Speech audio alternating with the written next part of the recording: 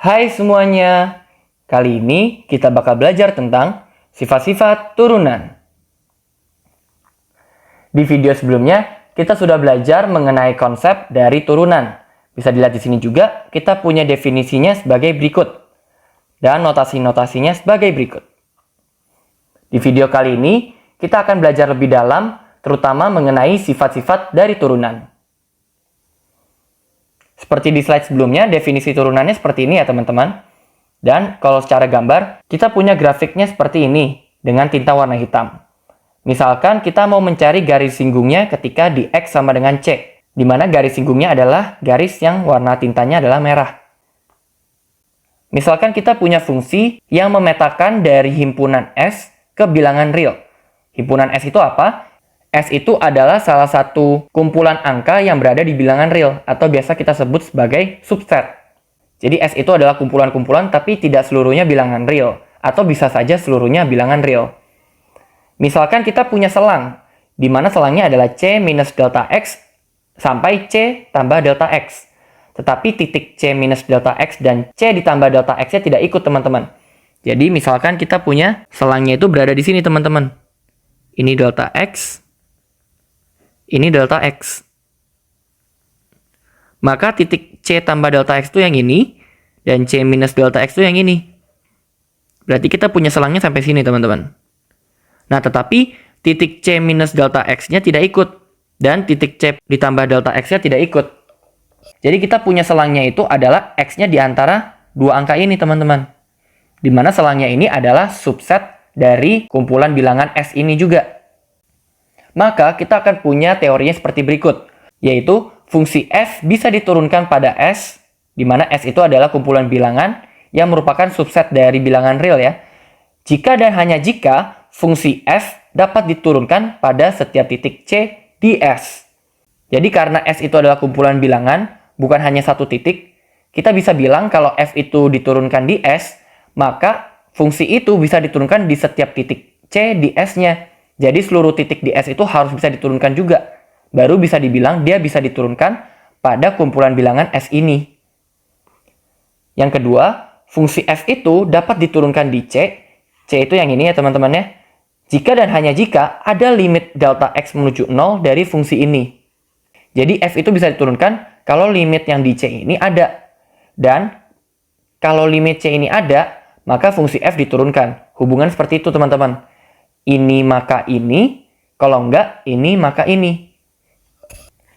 Yang ketiga, fungsi f punya turunan kanan jika dan hanya jika limit delta x menuju 0 dari kanannya itu ada. Jadi kalau fungsi ini hanya punya limit kanan saja, maka fungsi ini bisa diturunkan dari kanan. Sama juga untuk kirinya teman-teman. Fungsi f punya turunan kiri jika dan hanya jika limit kirinya itu ada. Jadi kalau limit kirinya ada, f itu bisa diturunkan kiri. Atau kalau f ini bisa diturunkan dari kiri, maka limit dari kirinya itu ada. Secara nggak langsung, kalau nomor 3 dan 4 itu terpenuhi dan nilainya itu sama, maka itu akan menghasilkan nomor kedua. Sekarang kita masuk ke sifat-sifat turunan. Misalkan kita punya fungsi fx-nya itu adalah a, di mana a itu adalah konstanta. Maka kalau kita turunkan, dia akan menjadi 0. Yang kedua, kalau kita punya fungsi fx-nya adalah ax, maka turunannya itu menjadi A, di mana X-nya itu hilang. Selanjutnya, kalau fx-nya adalah A dikali X pangkat N, maka kita turunkan pangkatnya ke depan, lalu pangkatnya dikurangi 1. Maka kita memperoleh N dikali A kali X pangkat N minus 1. Selanjutnya, kita punya fx sama dengan A dikali Ux, di mana Ux ini adalah fungsi yang melibatkan X. Kalau nomor 3 itu kan kita hanya punya X, tetapi nomor 4 itu kita punya fungsi lagi teman-teman di dalamnya. Jadi fungsi dari fungsi. Maka turunannya itu menjadi A dikali turunan UX ini. Jadi fungsi UX itu diturunkan lagi, baru dikali dengan A. Selanjutnya kita punya Fx adalah penjumlahan atau pengurangan dari fungsi. Yaitu UX tambah Vx atau UX dikurang Vx. Maka kalau kita turunkan, kita memiliki penjumlahan atau pengurangan dari turunan fungsinya. Yaitu U aksen X ditambah V aksen X, atau U aksen X dikurang V aksen X. Nomor 6, kita punya Fx sama dengan Ux dikali Vx. Kali ini kita punya perkalian fungsi. Maka kalau diturunkan, kita punya U aksen X dikali Vx ditambah Ux dikali V aksen X.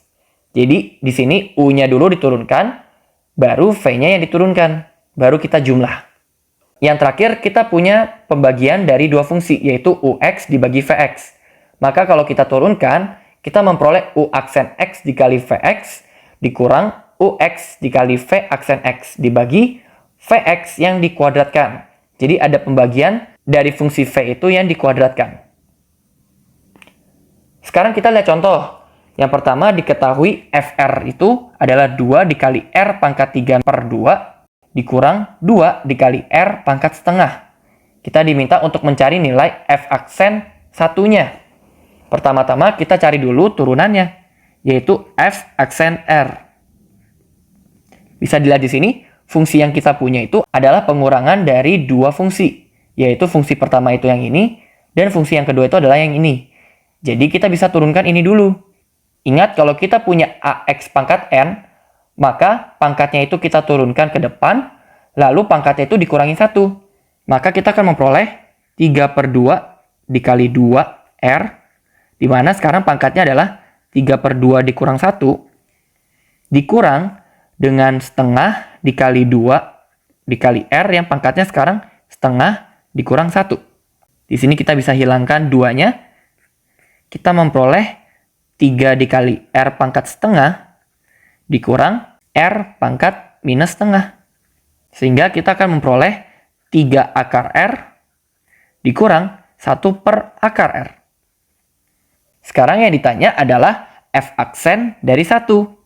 Maka kita masukkan R-nya sama dengan 1 ke sini. Kita memperoleh 3 akar dari 1 dikurang 1 dibagi akar dari 1. Yaitu 3 dikurang 1 sama dengan 2. Yang kedua, kita memiliki fungsi fx sama dengan ax kuadrat ditambah bx ditambah c. Nah, misalkan kita punya info seperti berikut. Maka kita perlu mencari a, b, dan c-nya. Bagaimana caranya? Pertama, kita cari terlebih dahulu f aksen x-nya. Di mana f aksen x-nya adalah 2ax ditambah b.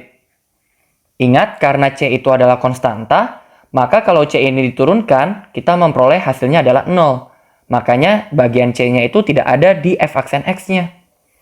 Lalu kita masukkan nilainya. Kita punya F aksen 0 itu sama dengan 2. Yaitu 2 dikali A dikali 0 ditambah B.